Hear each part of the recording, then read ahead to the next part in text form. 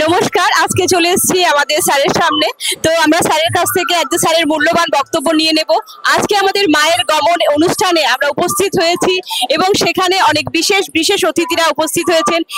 সেখানে রয়েছেন আমাদের এই স্যার। তো এই স্যারের কাছ থেকেও আমরা কিছু মূল্যবান বক্তব্য শুনে নেব মায়ের গমনের উদ্দেশ্যে এবং শুভেচ্ছা বার্তা।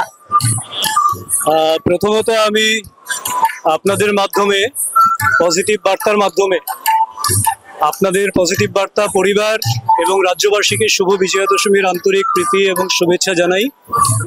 তো আমরা জানি যে প্রতিবারই এক বছর অপেক্ষা করে থাকি আমরা সার্বজনীন দুর্গোৎসবের জন্য, এবং দুর্গোৎসবের সমাপনে আমাদের বিজয়া দশমী হয়। তো তার আগেও ছোটবেলার থেকেও দেখতাম বিজয়া দশমী হয়। বিজয়া দশমী মানে আলাদা বিশেষ কিছু ছিল না, একটা মিছিল করে প্রতিমা নিয়ে যাওয়া এই পর্যন্ত সীমিত ছিল, তাও স্ক্যাটার্ড, ততটা সুশৃঙ্খল নয়। কখন একটা আসছে আবার আধ ঘন্টা পর আরেকটা আসছে, এইরকম একটা বিশেষ ছিল। তো আমাদের ত্রিপুরায় ভারতীয় জনতা পার্টির সরকার প্রতিষ্ঠিত হওয়ার পর বিগত 4 বছর ধরে এই মায়ের গমনকে আমরা একটা নতুন উৎসবের রূপ দেওয়ার জন্য আমরা চেষ্টা করছি, রাজ্য সরকার চেষ্টা করছেন।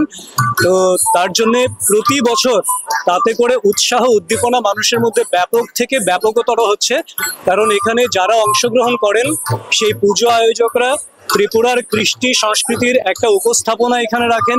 অত্যন্ত সুশৃঙ্খল, সুষমা মণ্ডিত, সুললিত একটা পরিবেশে এরা এই বর্ণাঢ্য র্যালিতে অংশগ্রহণ করেন।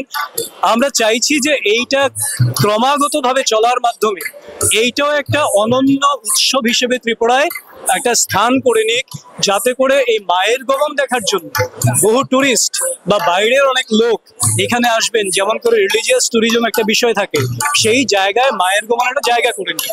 তার জন্যই বিগত বছর থেকে আমরা প্রথম 2 বছর সিটি সেন্টারের সামনে আমরা করেছিলাম প্যারাডাইস চৌমনি, কিন্তু ওখানে পরিসরটা একটু ছোট হওয়াতে আমরা গত বছর থেকে আমরা এখানে সেটার আয়োজন করছি। এবং এই জায়গাটাকে বেছে নেওয়ার একটা কারণও আছে। রাজন্য পরিবারের যখন দুর্গাপুজো হতো তখন কিন্তু এই সড়ক দিয়েই সমস্ত পুজোর পর সমস্ত নিরঞ্জনের জন্য যাত্রা করত।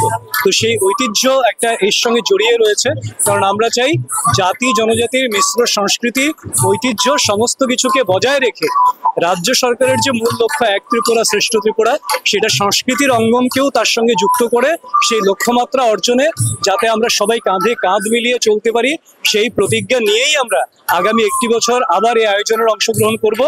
এবং এবারকার আয়োজন অনন্য হয়ে থাকবে এবং তার থেকে আমরা আগামীবার আরো কি বেটার করা যায় সেই লক্ষ্যমাত্রা নিয়ে আমরা আবারও কাজ করব। তো সবাইকে আবারও শুভ বিজয়া দশমীর অনেক অনেক শুভকামনা এবং অভিনন্দন। ধন্যবাদ আমাদের মধ্যে উপস্থিত স্যার।